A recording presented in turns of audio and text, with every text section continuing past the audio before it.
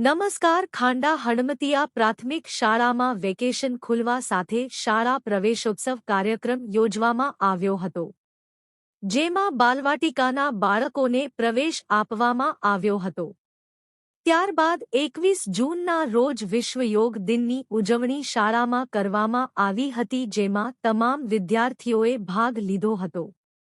ત્યારબાદ જ્ઞાન સપ્તાહનું આયોજન કરવામાં આવ્યું હતું, જેમાં એક અઠવાડિયામાં જુદા જુદા દિવસોની ઉજવણી પ્રવૃત્તિ દ્વારા કરવામાં આવી હતી.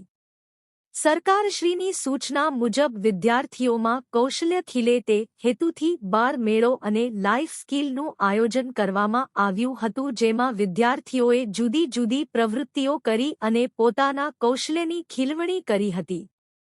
સરકારશ્રીના રમત ગમત વિભાગ તરફથી શાળાકીય રમતોત્સવનું આયોજન પણ કરવામાં આવ્યું હતું, જેમાં હડમતિયા પ્રાથમિક શાળામાંથી વિદ્યાર્થીઓએ ભાગ લીધો હતો. તાલુકા કક્ષાએ કાગડિયા રવિના રાજેશભાઈ ઊંચી કૂદમાં તેમજ લાંબી કૂદમાં બાવળિયા રિંકલ સુરેશભાઈએ બીજો નંબર મેળવ્યો હતો. 10 ઓગસ્ટના રોજ વિશ્વ સિંહ દિવસની ઉજવણી કરવામાં આવી હતી, જેમાં શાળાના તમામ વિદ્યાર્થીઓએ અને શિક્ષકોએ સિંહના મોહરા પહેરી સિંહ વિશે વધુ જાણકારી મળે તે હેતુથી આ ગામમાં રેલીનું આયોજન કરવામાં આવ્યું હતું. સ્વતંત્રતા પર્વ નજીક આવતા સરકારશ્રીની સૂચના મુજબ ઓગસ્ટના રોજ હર ઘર તિરંગા અંતર્ગત તિરંગા સાથે રેલીનું આયોજન કરવામાં આવ્યું હતું. દેશભક્તિનો માહોલ બનાવવામાં આવ્યો હતો.